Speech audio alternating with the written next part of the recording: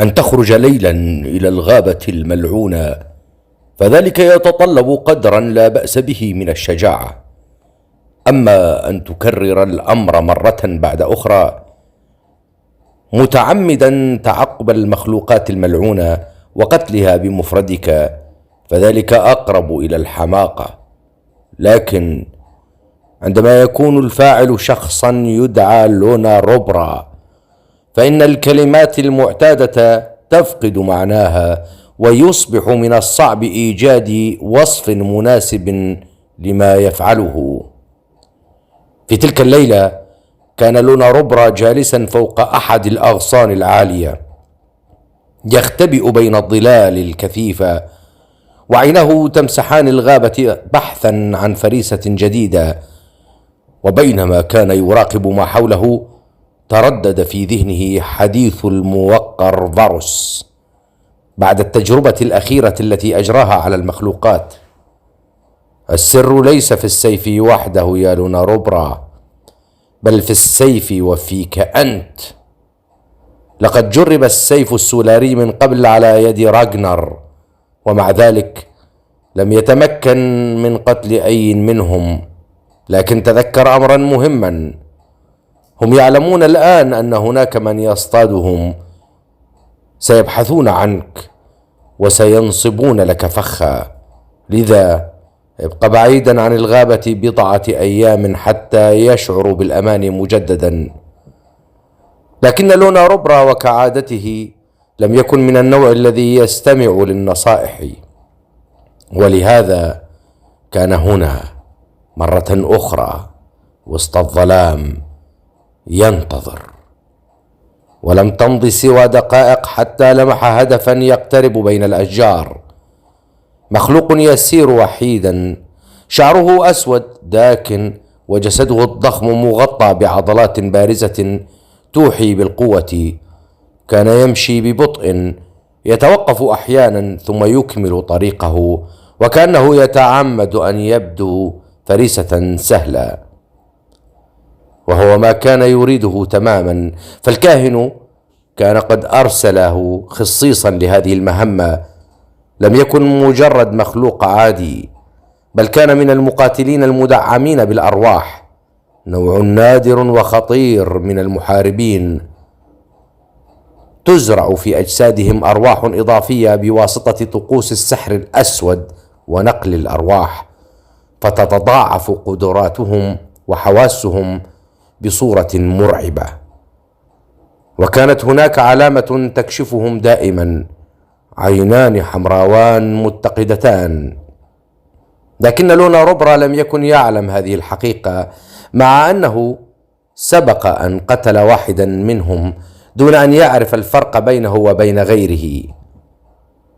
توقف المخلوق تحت الشجرة مباشرة، فأمسك لونا روبرا بمقبض سيفه وشد عضلاته استعدادا للانقضاض. وفي اللحظة التالية قفز من فوق الغصن كالصاعقة، لكن ما لم يكن يتوقعه حدث. فبمجرد أن تحرك في الهواء استدار المخلوق فجأة، وكأن عينيه كانتا تراقبانه منذ البداية. وفي اللحظة نفسها اتخذ وضعية القتال وقفز نحوه بسرعة خاطفة. اتسعت عينا لونا روبرا، لقد كان قد أرخى دفاعه بالكامل لأنه هاجم من موقع التفوق. أما الآن فقد وجد نفسه وجها لوجه أمام خصم ينقض عليه في منتصف الهواء، خصم كان ينتظره منذ البداية، وكان الكمين قد بدأ بالفعل.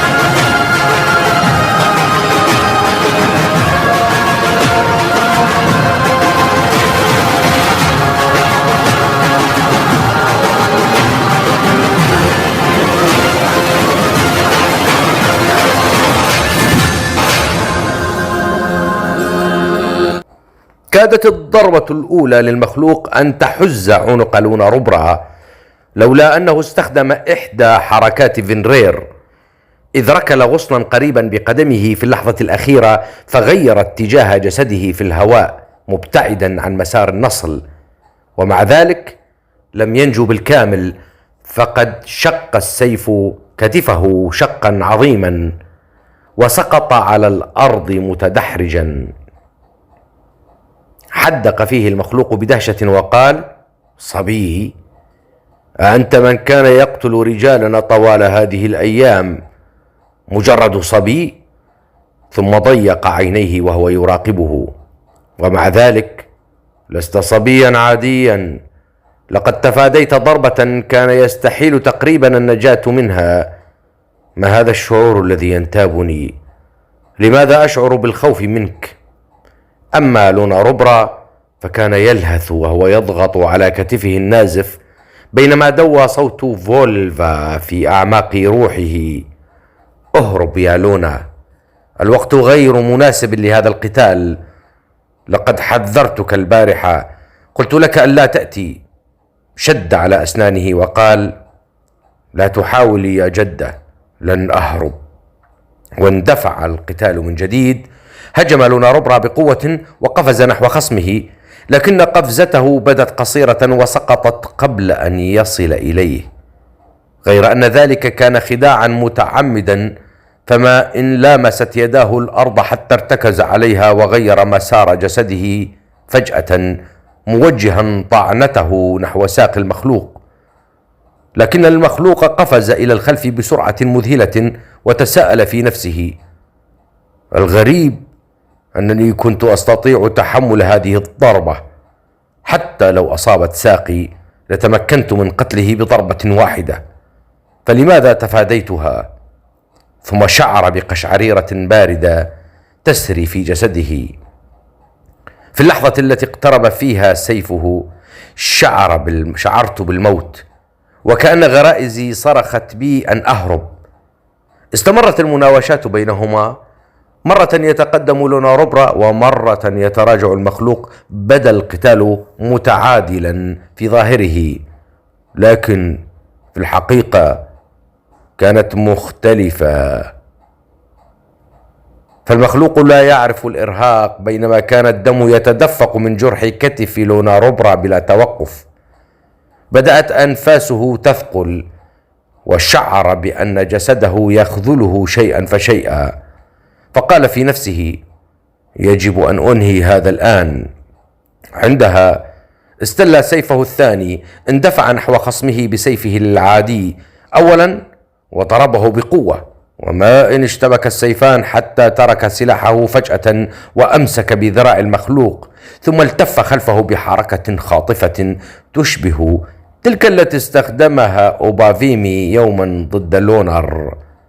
وفي اللحظة التالية غرس السيف السولاري في ظهر المخلوق، لكن خصمه لم يكن أبطأ منه، فقد التقط السيف الذي تركه لونا روبرا قبل أن يسقط أرضا وأدار جسده في اللحظة نفسها، ثم طعنه من الخلف.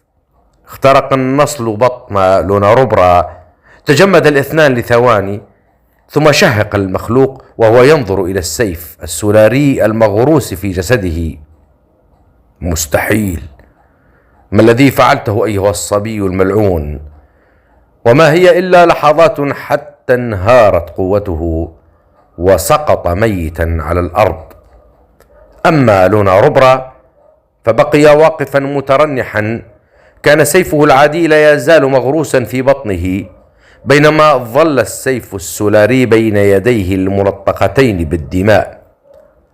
خطأ خطوة ثم أخرى، وكان يحاول بصعوبة أن يتجه نحو منحدرات الموت، لكن وعيه بدأ يتلاشى، وعلى بعد مسافة غير بعيدة كان مخلوقان يجوبان الغابة، أحدهما من المدعمين بالأرواح تتوهج عيناه بالحمرة القانية. توقف فجأة وقال: أشم رائحة غريبة، رائحة موت. ثم ركضا معا باتجاه المصدر، وما إن وصلا حتى تجمدا في أماكنهما. أحد أخوتهم كان ممددا على الأرض بلا حراك، وأمام الجثة وقف صبي صغير مغطى بالدماء وفي بطنه سيف مغروس. كان لونا روبرا. رفع رأسه بصعوبة نحو القادمين، ارتجفت يده، ثم خارت قواه أخيرا وسقط على ركبتيه، بينما بدأت الظلمة تبتلع وعيه شيئا فشيئا. أما في الجبال الملعونة شمال النهر وفي قلعة الكاهن زرخ، فقد فتح باب إحدى الزنزانات الثقيلة، ودفعت امرأة إلى الداخل تحت حراسة مشددة. رفعت الأميرة أريليا رأسها، وما إن وقعت عيناها على الوافدة حتى اشتعل الغضب في ملامحها. صرخت بالحراس: لماذا أدخلتم هذه الشيطانة إلى زنزانتي؟ أقسم أنني سأقتل نفسي إن اقتربت مني. انسحب الحراس وأغلقوا الباب لتبقى الأم وابنتها وحدهما. وقفت الملكة نورثاليا تنظر إلى ابنتها بحزن عميق، ثم قالت بصوت خافت: أنا آسفة يا أريليا. ضحكت أريليا بمرارة وقالت: آسفة؟ تحاولين تقديم ابنتك قربانا ثم تقولين آسفة؟ ثم تقدمت نحوها وقد اشتدت نظراتها غضبا. لدي سؤال واحد فقط: من أين جئت بفكرة هذه الطقوس المريضة؟ تنهدت نورثاليا وقالت: إنها جزء من معتقداتنا الدينية. صرخت أريليا: أي دين وأي معتقدات؟ لا يوجد في أستاريا كلها شيء كهذا. هنا رفعت نورثاليا رأسها وقالت: أنا لا أتحدث عن أستاريا، بل عن المملكة التي أتيت منها. تجمدت أريليا: ماذا تقصدين؟ أنا لست من أستاريا أصلا.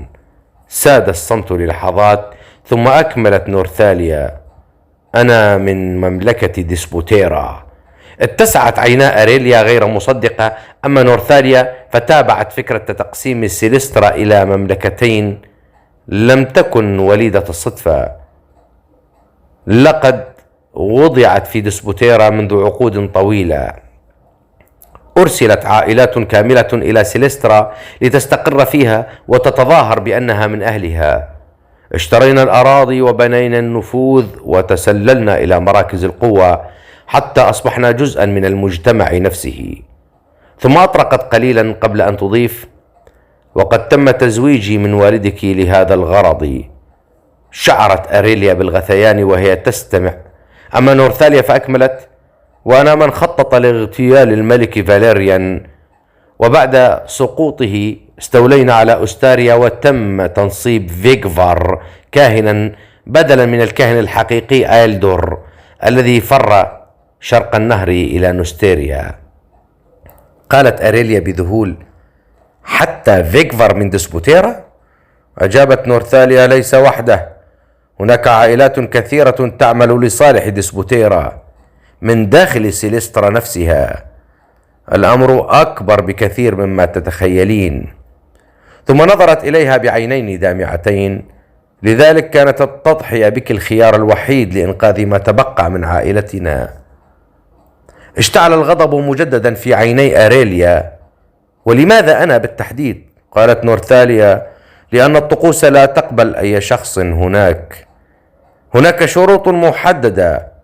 يجب أن يكون القربان ابنا أو ابنة يقدم على يد أحد الوالدين، كما يجب أن يحمل دماء نجمية. عقدت أريليا حاجبيها: دماء نجمية؟ ما معنى ذلك؟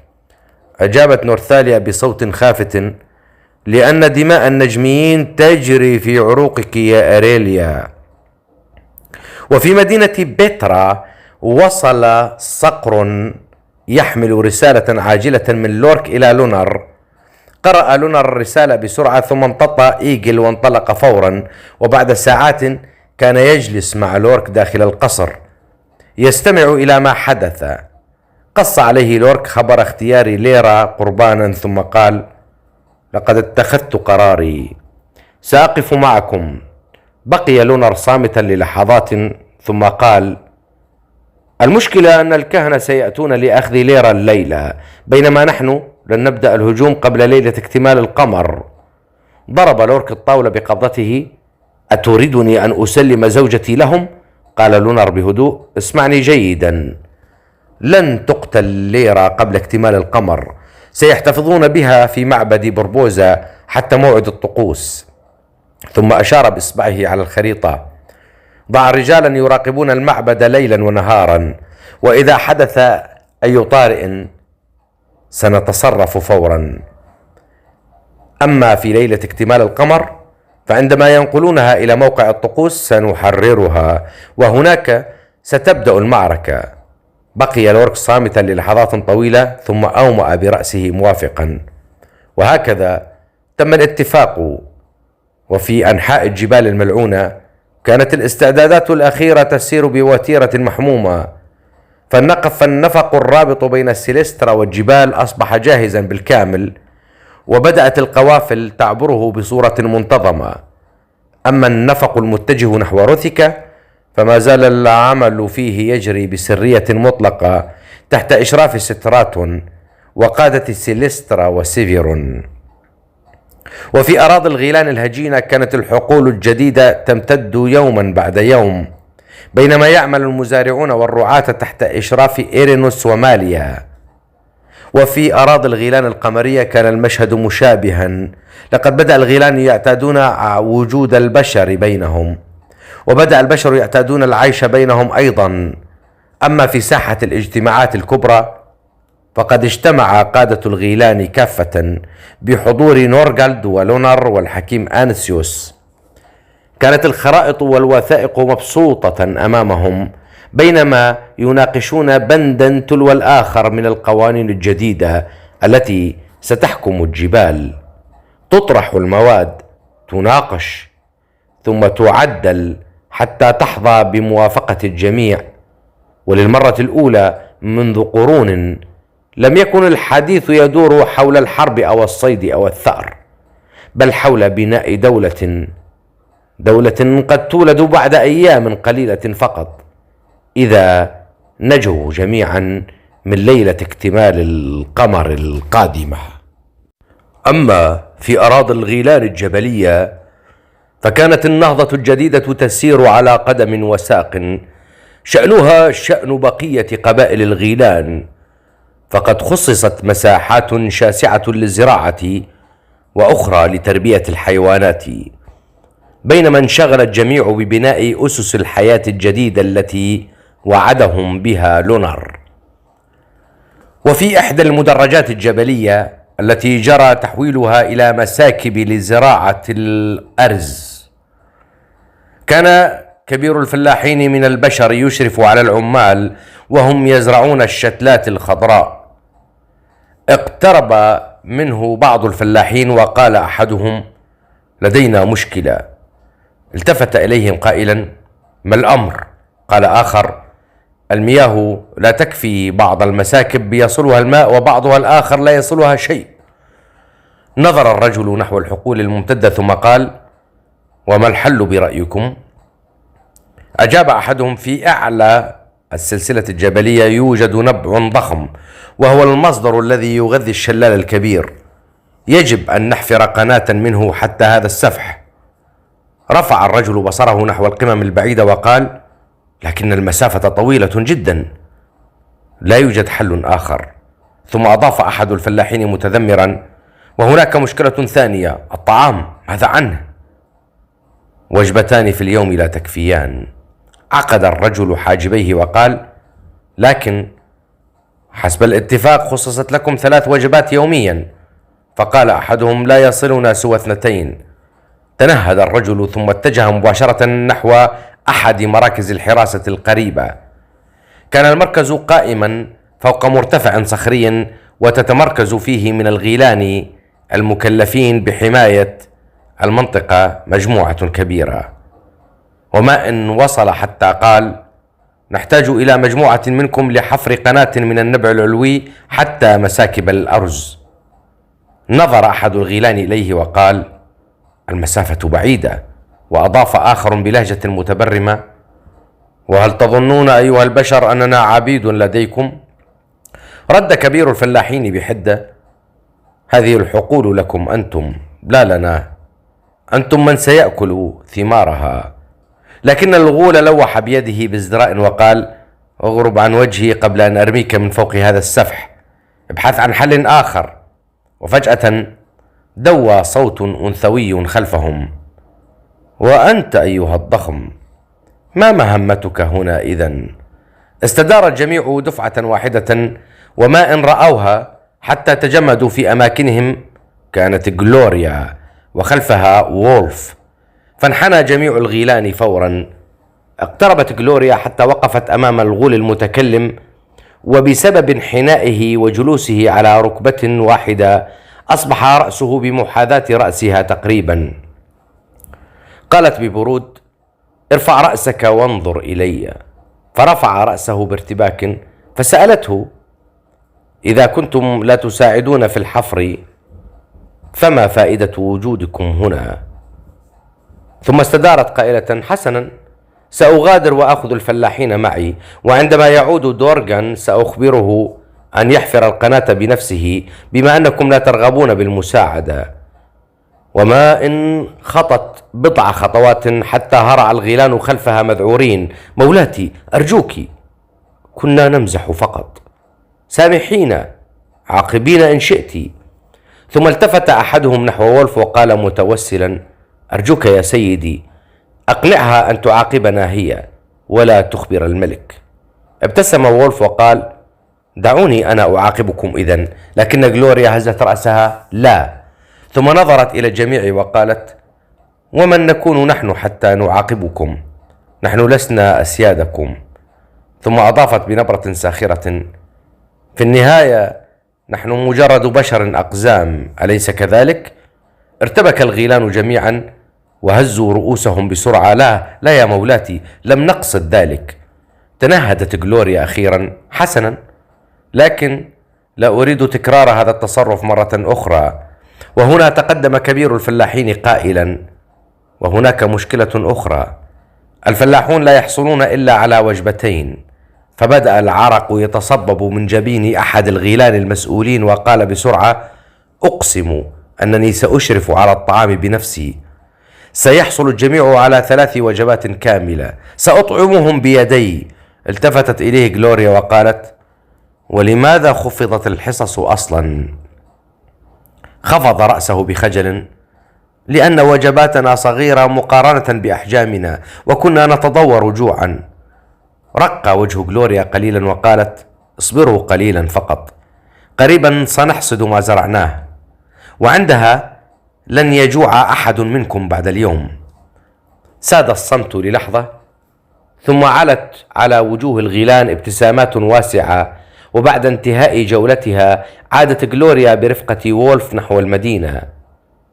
ومنذ أن ظهرت عند البوابة بدأت الهتافات ترتفع من كل مكان: جلوريا، مولاتنا جلوريا، عاشت جلوريا. كانت محبوبة بين الغيلان أكثر مما توقع أحد، فهي الوحيدة القادرة على تهدئة غضب دورغان، والوحيدة التي تستمع إلى شكواهم وتدافع عنهم، والوحيدة التي جعلتهم يشعرون أن المستقبل قد يكون أفضل من الماضي. لكن وولف توقف فجأة. التفتت إليه جلوريا وسألته: ماذا هناك؟ قال: سأعود الآن. إلى أين؟ أجاب بهدوء: هناك دين يجب أن أوفيه. نظرت إليه للحظة ثم ابتسمت: إذن سأجعل بعض الغيلان يوصلونك. ثم أشارت بيدها نحو 2 من الغيلان فتقدما فورا، وحمل أحدهما وولف على كتفه كما لو كان طفلا صغيرا، ثم انطلق به نحو ضفة النهر المقابلة لمدينة بيترا، بينما بقيت جلوريا تراقبهم حتى اختفوا بين الممرات الجبلية، غير مدركة أن الأيام القادمة ستحمل للجميع أحداثا أعظم بكثير مما يتخيلون. أما في مدينة أرغنثار فقد جاء الكهنة إلى قصر الحاكم لأخذ ليرة إلى المعبد. تمهيدا لتقديمها قربانا في ليلة اكتمال القمر. والغريب أن ملامح الطمأنينة بل وحتى الفرح كانت ترتسم على وجهها وهي تودع زوجها لورك وشقيقها سيلفر وولف أمام أعين الكهنة. قال لورك بصوت ثابت: سيكون موتك شريفا وستنالين رضا الآلهة. وأضاف سيلفر وولف: وستبدأين حياة أخرى مباركة. ابتسمت ليرا ابتسامة هادئة ثم مضت برفقة الكهنة نحو المعبد. وفي تلك الأثناء كانت قبيلة القمريين قد أحكمت مراقبة الطريق الجبلي المؤدي إلى المعبد. انتشر الرجال فوق المرتفعات وعلى السفوح وفي نقاط الرصد كافة، يراقبون المكان ليل نهار خشية وقوع أي طارئ. كان ذلك قبل اكتمال القمر بيوم واحد فقط. أما في الغابة الملعونة فكان المشهد أكثر رعبا مما يمكن تصوره. كان لونا روبرا جاثيا على إحدى ركبتيه وسيف مغروس في بطنه، بينما تنساب الدماء على ثيابه وأوراق الأرض من تحته. كانت أنفاسه ثقيلة ومتقطعة ويده المرتجفة بالكاد قادرة على التمسك بسيفه السولاري. وأمامه وقف مخلوقان ملعونان، أحدهما ذو عينين حمراوين متقدتين مدعوم بروح إضافية بواسطة السحر الأسود، ينظر إلى الصبي المصاب بدهشة واضحة. قال بصوت أجش: مجرد صبي؟ أيعقل أن هذا هو من قتل رجالنا؟ ثم ألقى نظرة على جثة رفيقه الملقاة على الأرض قبل أن يتابع. على أي حال سنأخذه حاليا إلى سيدنا وهو حي. والتفت إلى رفيقه قائلا: احمل جثة أخينا. ثم تقدم نحو لونا روبرا خطوة أخرى وقال: ما اسمك أيها الصغير؟ وبحركة أخيرة يائسة اندفع لونا روبرا بسيفه محاولا طعنه، لكن المخلوق أمسك معصمه بسهولة. سقط السيف من يد لونا روبرا وارتطم بالأرض. نظر المخلوق إلى الصبي باستغراب وهمس: عجيب، كلما حاول هذا الفتى مهاجمتي أشعر وكأن الموت يحدق بي. ما هذا الإحساس؟ وعلى مسافة ليست ببعيدة بين الأشجار الكثيفة كان شخصان يراقبان المشهد بصمت. همس رجل بضيق: وما شأننا نحن بهذا؟ فجاءه صوت امرأة هامسا: هيا أيها الأحمق، لم أحضرك إلى هنا لتتفرج. قال الرجل: هذا جنون، نحن لم نحتك بهذه المخلوقات طوال حياتنا، دعينا نعود. ردت المرأة بحدة: إن لم تتدخل فلن أتزوجك يا بيورن. تنهد بيورن وقال: تتحدثين وكأن الزواج ممكن أصلا؟ ثم كيف عرفت بما يجري؟ ومن هذا الصبي؟ يبدو بشريا عاديا. وقبل ساعة من هذه الأحداث كانت إيلاريا تجلس فوق كهفها المعتاد تراقب راغنر من بعيد، بينما كان هو بدوره يراقبها عبر منظاره الغريب. وفجأة سمعت طرقا خافتا على باب الكهف. عقدت حاجبيها وقفزت بخفة نحو المدخل، ثم همست بغضب: من هناك؟ حيث ظهرت أمامها فتاة ذات شعر نصفه فضي ونصفه أسود. شهقت إيلاريا وقالت: بيلا، اخفضي صوتك، هل جننت؟ قالت بيلا على عجل: انزلي بسرعة، الأمر خطير. هبطت إيلاريا من فوق الصخرة وسألت: ماذا حدث؟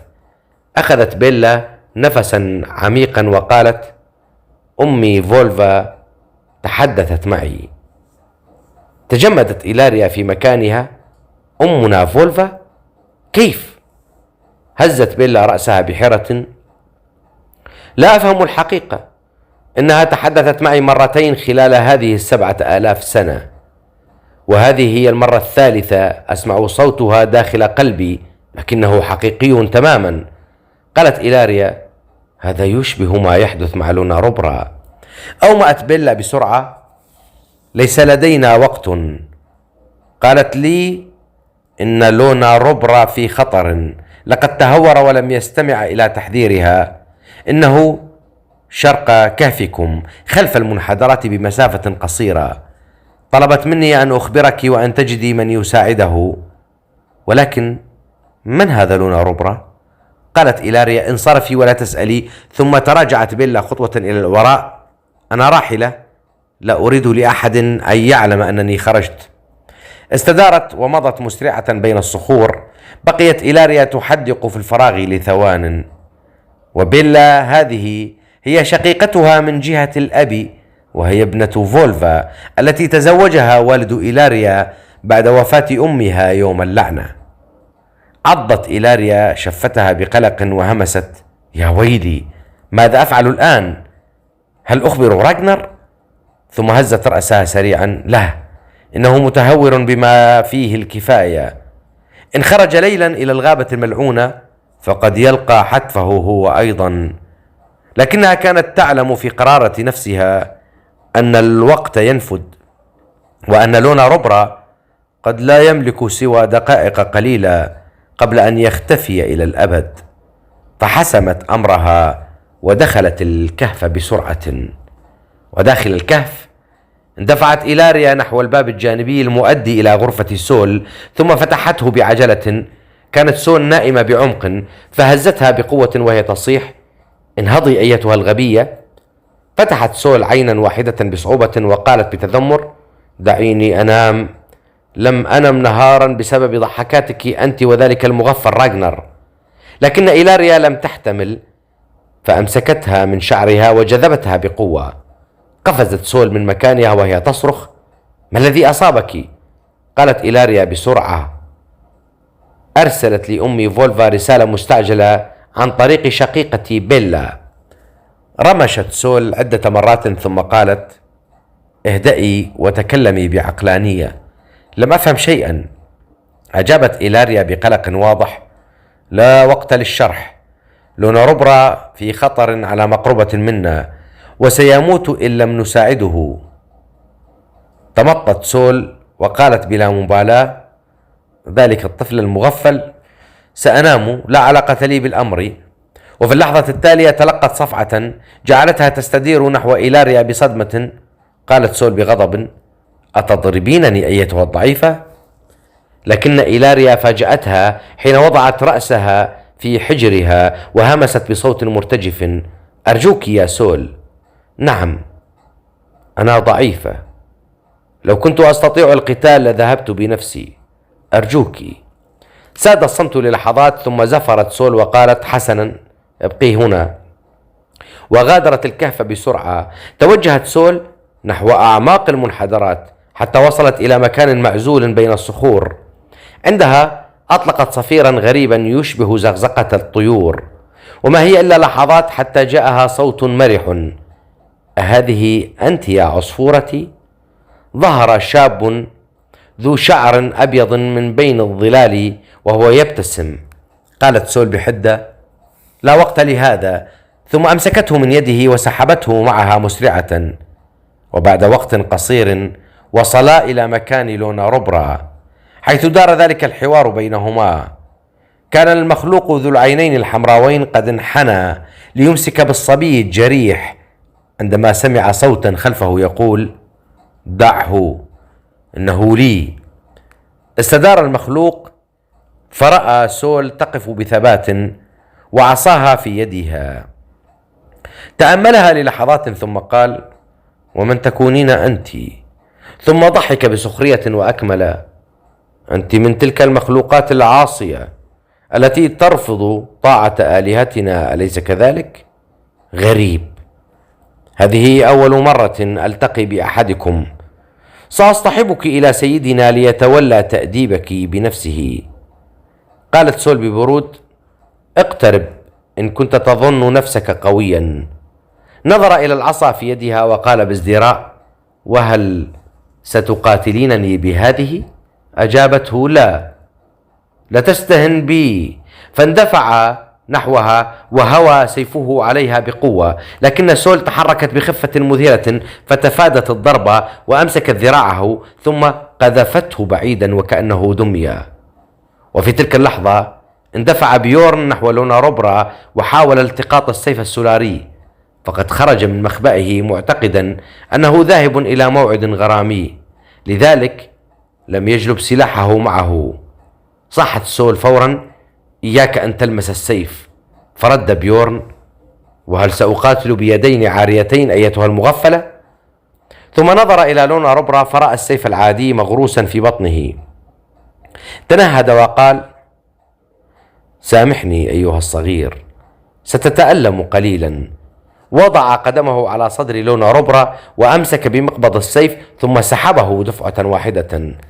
شهق لونا روبرا من شدة الألم بينما انساب الدم من الجرح، وفي اللحظة نفسها اندفع المخلوق الآخر نحو بيورن مهاجما، لكن بيورن تفادى الضرب بسهولة واستدار بالسيف الذي يقطر من دم لونا روبرا شاقا بطن خصمه، وقال وهو يبتعد: أعلم أنك لن تموت من هذه الضربة.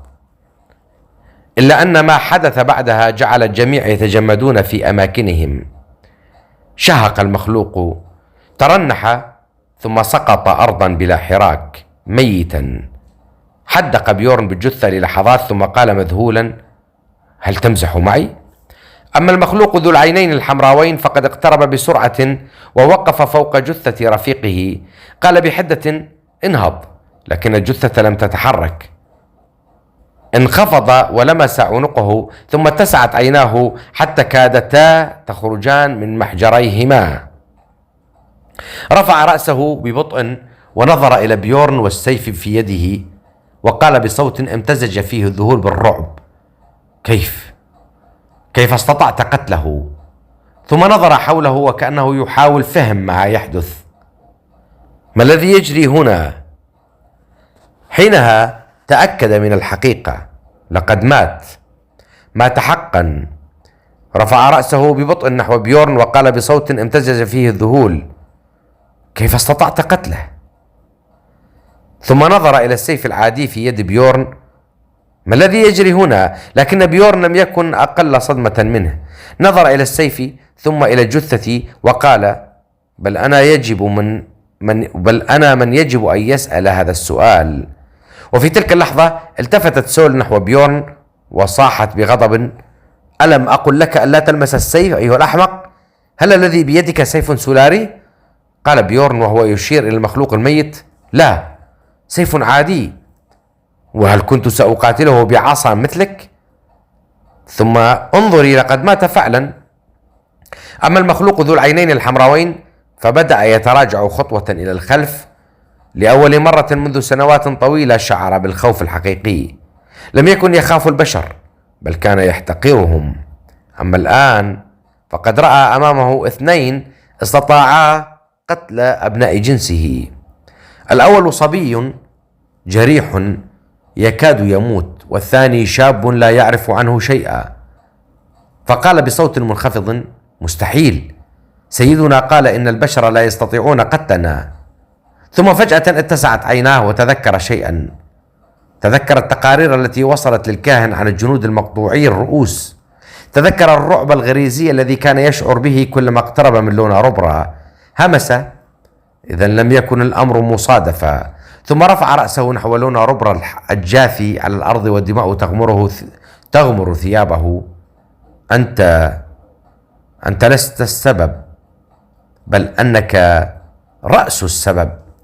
في تلك الأثناء كانت سول قد انحنت قرب لونا روبرا، نظرت إلى الجرح في بطنه ثم إلى كتفه وقالت: رائع، كالعادة أتركك بضعة أيام فتقرر الانتحار بطريقة جديدة.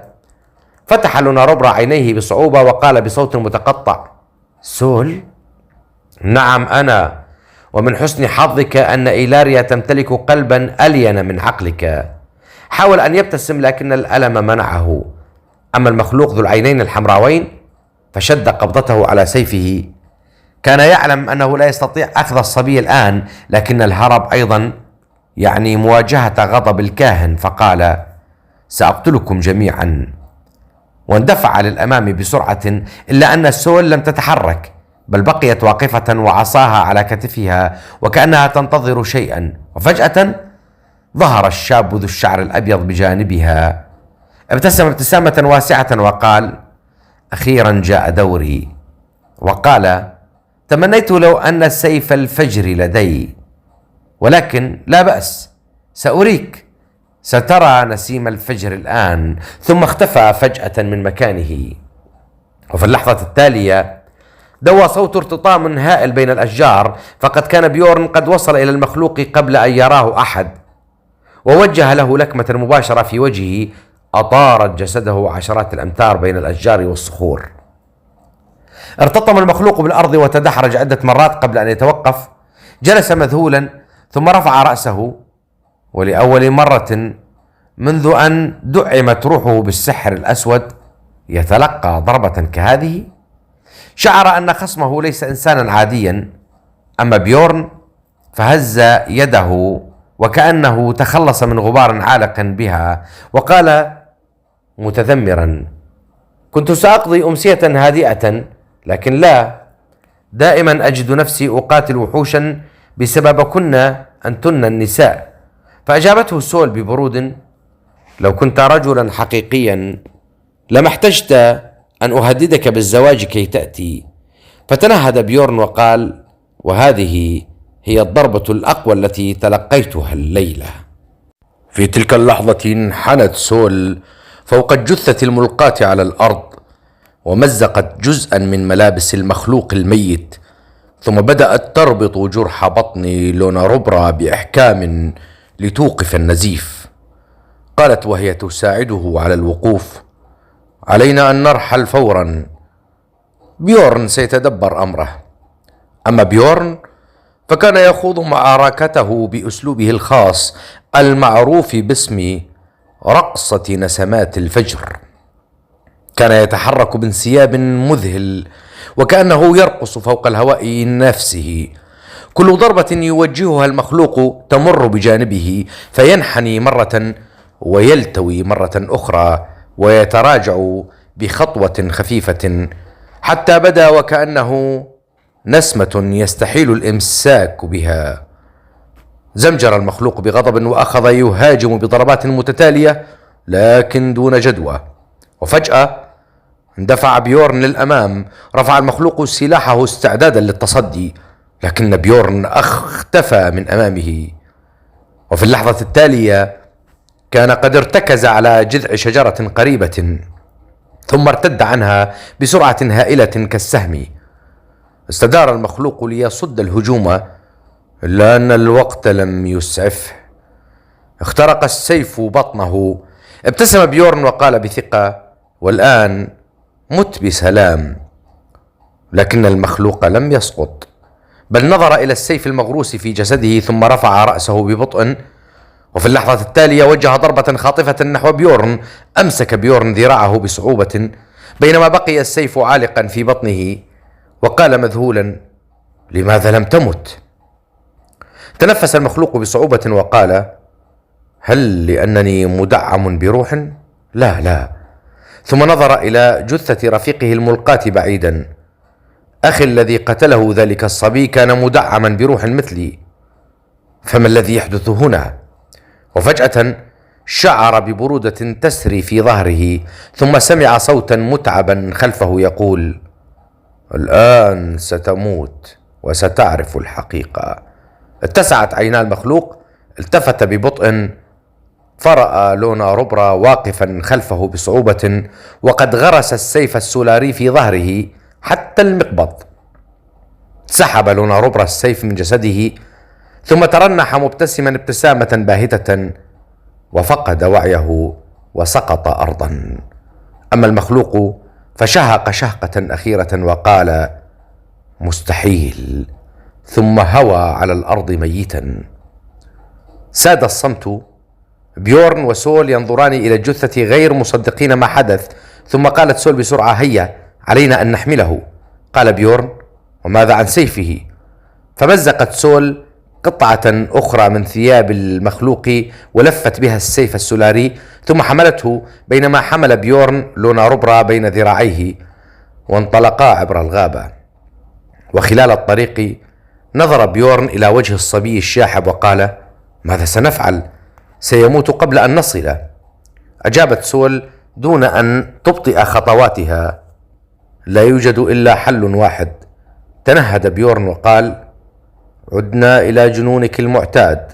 قالت: لا وقت لدينا، إن عدته إلى الكهف فلن يعيش حتى أذهب وأستجدي تلك المجنونة هيجيا لتعالجه. ثم أضاف بحزم: سآخذه إليها مباشرة. نظر إليها بيورن بصدمة: لن يسمحوا لك بإدخاله. قالت وهي تواصل السير: هذا ليس شأنك، سأجد طريقة. وبعد مسير طويل وصلا إلى أعماق المنحدرات. كان المكان ضيقا ومحاطا بالصخور من كل جانب، حتى توقفا أمام صخرة ضخمة بدت كأنها جزء طبيعي من الجبل. قالت سول: افتحها. نظر إليها بيورن مستنكرا: سيتم نفي بسببك. ثم ابتسم ابتسامة جانبية وأضاف: إن نفيت فسأعيش معك، هل توافقين؟ قالت ببرود: لا. تنهد وقال: لا أعلم كيف أحببت وغدة مثلك. ثم تقدم نحو الصخرة وأدارها مرتين إلى اليمين ثم مرتين إلى اليسار وتوقف. وفجأة دوى صوت آلية ضخمة داخل الجبل، لكن قبل أن يحدث شيء جاء صوت من خلفهما: توقفا مكانكما. استدار الاثنان فوجدا مجموعة من الحراس قد أحاطوا بهما. كانوا من المخلوقات الشمسية. أحدهم حدق في بيورن ثم قال: إنه الأمير بيورن ومعه سول. فقالت سول بغضب: الأميرة سول أيها الأوغاد. ابتسم الحارس بسخرية وقال: لا إمارة لك منذ أن تخليت عن سولاريا. وفي تلك اللحظة بدأت الصخرة العملاقة تتحرك ببطء كاشفة عن بوابة ضخمة مخفية داخل الجبل. خرج منها جنديان عظيما البنية، ثم وقعت أعينهما على لونا روبرا المغمى عليه. تجهم وجه أحدهما فورا وقال: ما هذا؟ اقترب الآخر أكثر ثم اتسعت عيناه: إنه صبي بشري. ثم صرخ بغضب: هل جننت يا سول؟ أتريدين إدخال بشري إلى سولاريا؟ لكن الجندي الآخر انحنى قليلا ليتفحص وجه لونا روبرا، ثم قال بدهشة: انتظر، شعره فضي. رفع رأسه نحو سول وقال بصرامة: ارحلي من هنا فورا. ثم أضاف بصوت أشد قسوة: قبل أن نبلغ كوكب العدل بما فعلت ويحكم عليك بالموت. كان الجدال على أشده عند البوابة حين شق صمت الليل صوت امرأة متبرمة. ما كل هذه الضوضاء؟ ألا يستطيع المرء أن يستنشق ضوء الشمس المنعكس عن تلك الصخرة دون إزعاج؟ التفت الجميع نحو مصدر الصوت، فإذا بسيدة في 50 من عمرها ذات شعر أبيض ناصع تقف خارج البوابة وتشير نحو القمر. كانت المخلوقات الشمسية تستنشق ضوء القمر ليلا، لكنها ترفض تسميته بذلك، فبحسب معتقداتهم ما يملأ السماء ليس ضوء القمر، بل انعكاس ضوء الشمس عن سطح تلك الصخرة كما يسمونها بازدراء. ما إن اقتربت حتى انحنى الحراس جميعا أهلا بالموقرة هيجيا. ألقت هيجيا نظرة سريعة على الواقفين، فتوقفت عيناها عند بيورن وسول اللذين بقيا واقفين دون انحناء، فقالت بحدة: حتى وإن كنت ولدي ستنحني أيها الوغد. ثم التفتت إلى سول وقالت: وأنت كعادتك وقحة لا تنحنين لأحد. أما يكفي أنني وافقت على زواجك من ابني رغم أنك تكبرينه بأكثر من 50 عاما. ابتسمت سول بسخرية وقالت: من الجيد أنك ما زلت تتذكرين أنني أكبر منك ومن ولدك. كانت والدتك صديقتي، لكنها كانت عاقلة لا مجنونة مثلك. لوحت هيجيا بيدها بضيق كفى ثرثرة، ثم وقع بصرها على ما تحمله سول، فتجمدت للحظة وقالت: ما هذا الذي تحملانه؟ اقتربت أكثر ثم حدقت في وجه لونا روبرا الملطخ بالدماء. اتسعت عيناها بدهشة وقالت: هذا نغل هجين. أبلغت الوقاحة بأحفادنا أن يتزوجوا من القمريين؟ يبدو أن كوارث كثيرة حدثت خلال 7000 عام. قالت سول بنفاذ صبر: لا وقت لهذا، الصبي يحتضر، لقد تلقى طعنة قاتلة في بطنه. عقدت هيجيا حاجبيها وقالت: وهل جننت لتحضري بشريا إلى سولاريا؟ قالت سول: ولكن يجري في عروقه دم شمسي. صحيح أن والده قمري، لكن والدته شمسية. قالت هيجيا: حتى لو كان والداه شمسيين فلن يسمح له بالدخول، إنه بشري. رفعت سول حاجبها وقالت بتهكم: ونحن ماذا؟ حيوانات؟ ثم أشارت إلى لونا روبرا وأضافت: على أي حال، في هذا الصبي ما سيهمك أكثر من دمه، إنه كنز لأبحاثك. أخبرها يا بيورن. لكن بيورن بقي صامتا، فأمسكت سول أذنه بعنف وجرتها قائلة: تكلم أيها الجبان. تأوه بيورن ثم رفع رأسه نحو أمه وقال: أمي، هذا الصبي قتل أحد المخلوقات. ساد الصمت. حدقت هيجيا فيه للحظات قبل أن تقول ببطء: هل تدرك ما الذي تقوله أيها الولد؟ نعم.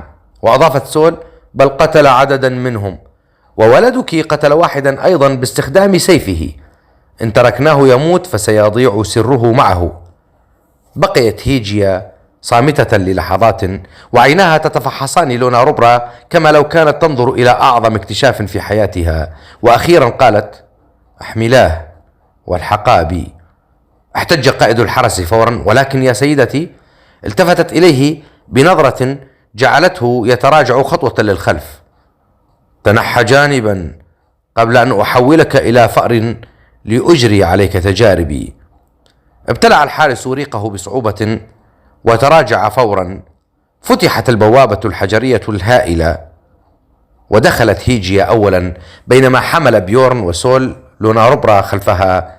وما إن عبروا حتى أغلقت البوابة الضخمة خلفهم بصوت مدون، لتختفي سولاريا من جديد خلف أسرارها العتيقة. أما في الجبال الملعونة وفي ليلة اكتمال القمر، في تلك الليلة التي يتلألأ فيها الظلام ببقايا ضوء الشمس، وكأن النهار قد رحل تاركا وديعة من نوره بين أحضان الليل، عند المعبد خرج الكهنة يسيرون في الممر الجبلي المؤدي نحو الشمس باتجاه حواف اللعنة. يتوسطهم موكب صغير تتقدمه ليرا المقيدة، وعلى سفح الجبل أسفل الطريق كان لورك وسيلفر وولف وعدد من الرجال يراقبون بصمت من مخبئهم. همس لورك: عددهم قليل، علينا أن ننهي الأمر بسرعة ودون ضجيج. لكن قبل أن يتحركوا تجمد الجميع فجأة، ففي منتصف الطريق وقف شخص ملثم يحمل سيفا مسلولا يسد الممر أمام الكهنة. تقدم أحد الكهنة وقال بحدة: من أنت؟ رفع الغريب يده وأزاح اللثام عن وجهه، ثم خلع غطاء رأسه قائلا: أنا وولف، وهذه الفتاة تخصني ولن يأخذها أحد. ضاقت عينا الكاهن وقال: لقد توقعنا شيئا كهذا أيها البشر الأوغاد. ثم أطلق صفيرا حادا، وفورا خرجت من بين الأشجار مجموعة من المخلوقات الملعونة المسلحة بالسيوف لتطوق المكان من جميع الجهات.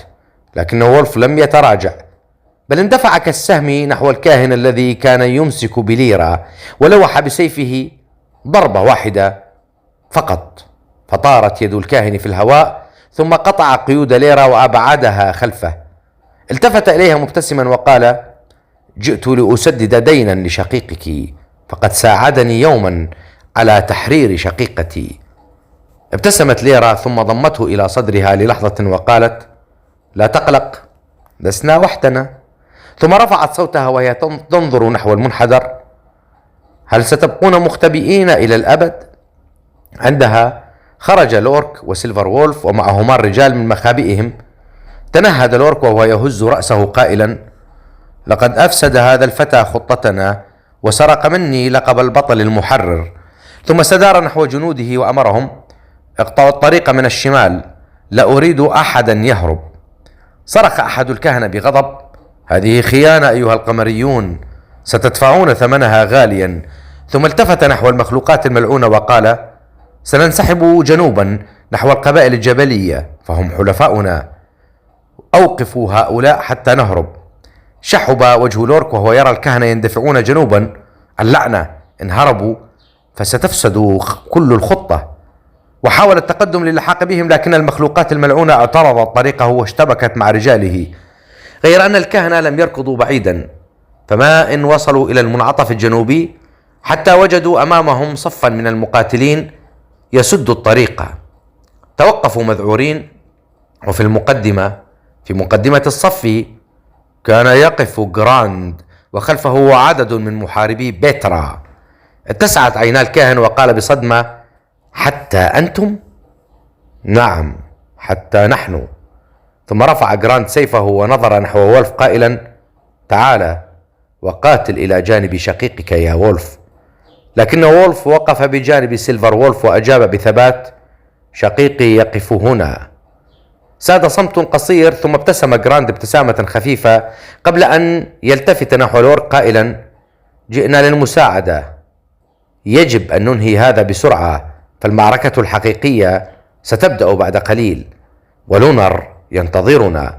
ثم اندفع الجميع إلى القتال، ولأول مرة منذ 7000 عام وقف الجبليون والقمريون جنبا إلى جنب في ساحة معركة واحدة، يقاتلون عدوا واحدا وتحت هدف واحد.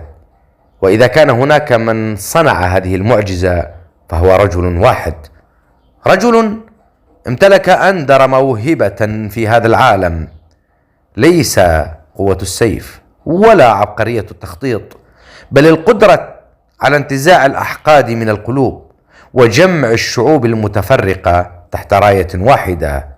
إنه لونر فال بوتنس. واشتعلت المعركة بعنف، السيوف تصطدم ودماء تتناثر وصيحات الحرب تملأ الجبال. ولم يدم القتال طويلا، فقد سقط الكهنة جميعا صرعى، بينما مزقت المخلوقات الملعونة إلى أشلاء تحت ضربات المقاتلين المتحدين. وحين خمدت أصوات السيوف أخيرا، مسح جراند نصل سيفه من الدماء، ثم نظر إلى لورك قائلا: انتهى الأمر، علينا أن نلحق بالبقية. لكن لورك هز رأسه وقال: ليس قبل أن نقطع رأس الأفعى. ثم رفع بصره نحو المعبد، ففهم جراند قصده، وانطلق الاثنان مع مجموعة من الرجال يقتحمون المعبد. كانت القاعات فارغة إلا من الرموز الغريبة والدوائر النجمية المنقوشة على الأرض والجدران. بحثوا في كل غرفة وفتشوا في كل زاوية، لكنهم لم يجدوا أثرا للكاهنة بربوزا. قبض لورك على سيفه بغضب وقال: هربت تلك العجوز الشمطاء. ثم استدار نحو رجاله: لا وقت لدينا، هيا بنا. وغادر الجميع المعبد مسرعين متجهين نحو المصير الذي كان ينتظرهم عند الشلال، حيث ستحسم المعركة التي ستقرر مستقبل الجبال الملعونة بأكملها.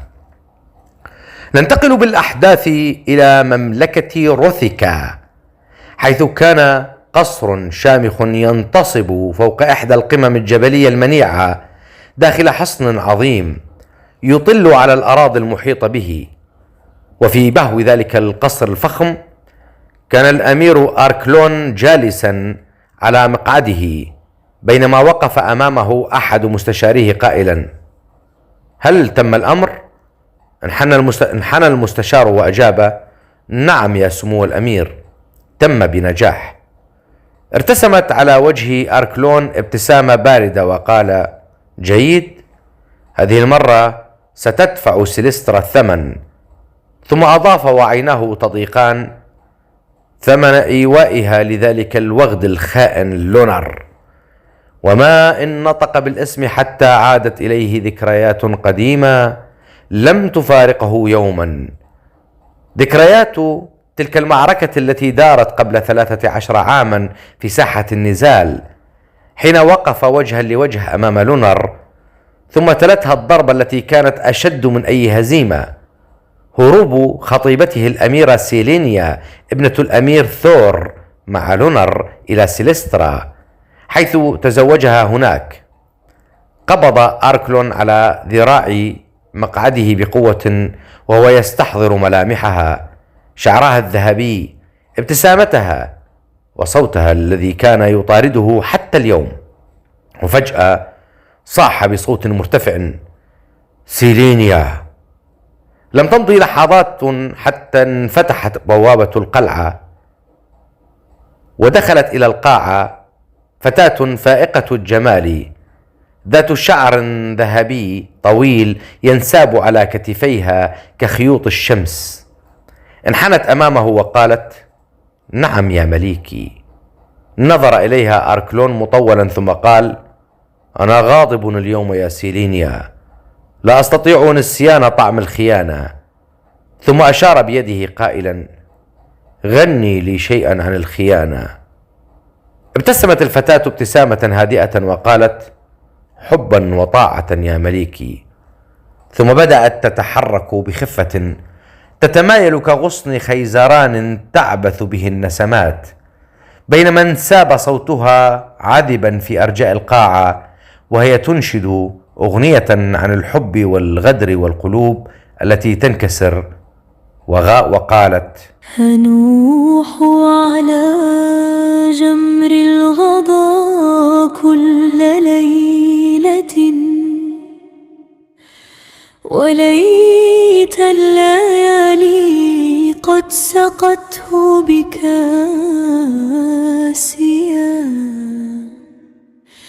أنوح على جمر الغضا كل ليلة، وليت الليالي قد سقته بكاسيا. وقد كنت أغفو قبله في هناءة، فعافت لحاظي النوم حزنا لما بيا. وما شيمة القلب الشقي بغدره، فعافت لحاظي النوم حزنا لما بيا. وما شيمة القلب الشقي بغدره يا حياض الموت بالموت راضيا.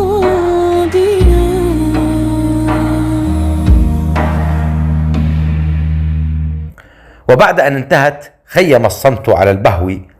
كان الغضب قد خف في عيني أركلون.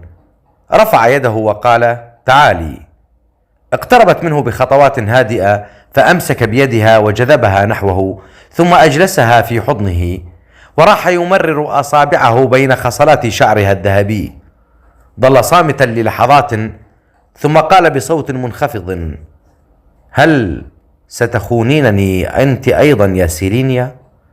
رفعت الفتاة عينيها إليه وأجابت دون تردد: الموت أقرب إلي من خيانتك يا مليكي. ثم ابتسمت ابتسامة خفيفة وأردفت: وإن تشابهت الأسماء فالطباع تختلف.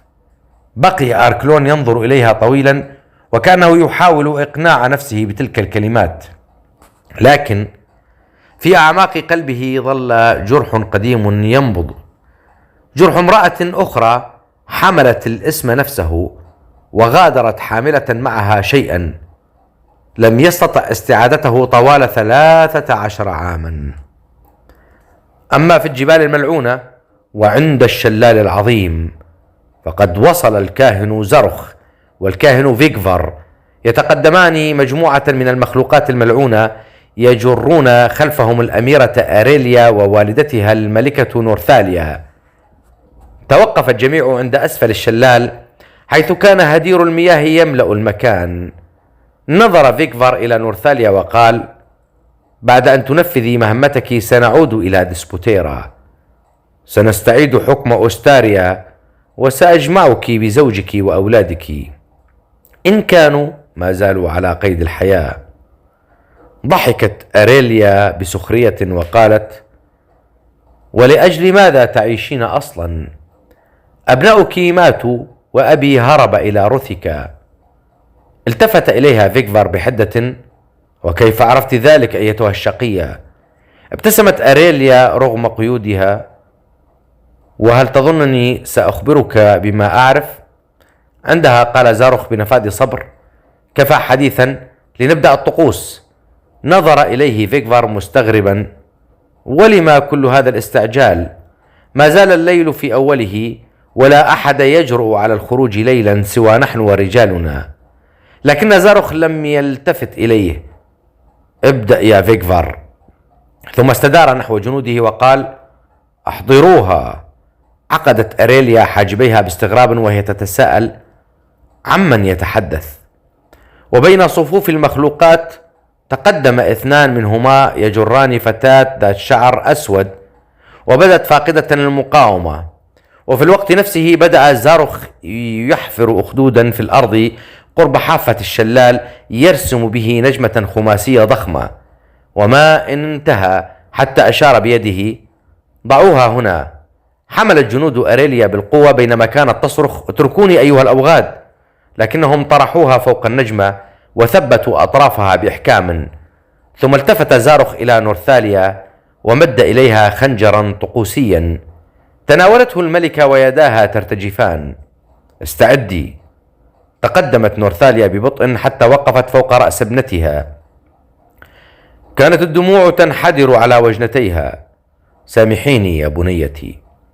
رفعت أريليا رأسها بصعوبة وحدقت فيها بعينين مليئتين بالاحتقار: اذهبي إلى الجحيم أيتها الشيطانة.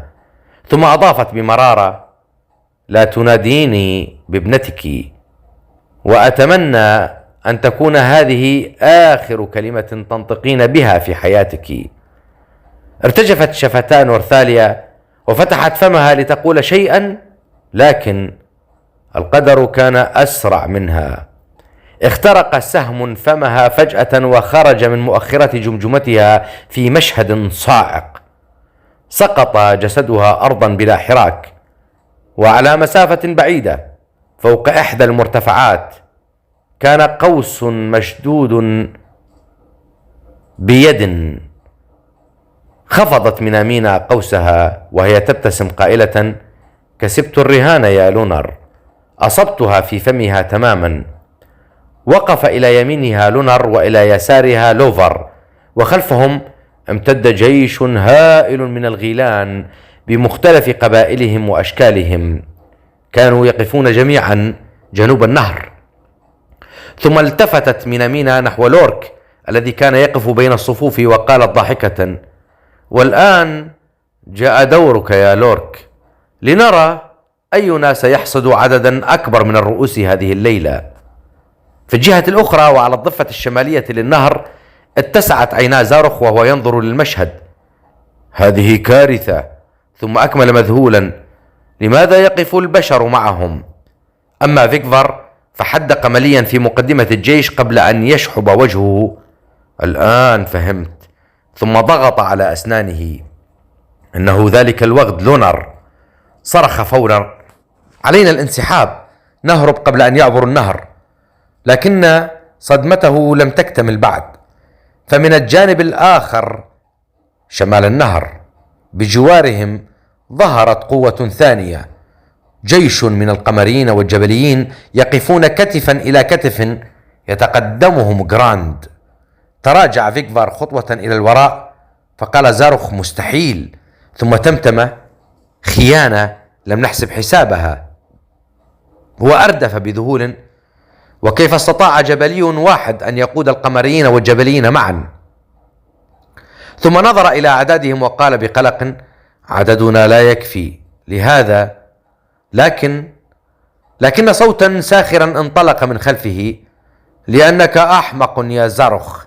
التفت الجميع، وهناك فوق كتف مخلوق ضخم جلست الكاهنة بربوزا وهي تبتسم بثقة، وخلفها كان يقف جيش آخر هائل من المخلوقات الملعونة بمختلف أنواعها، مخلوقات بشرية، غيلان متحولون، وحوش مشوهة، وجميعهم مصطفون للحرب.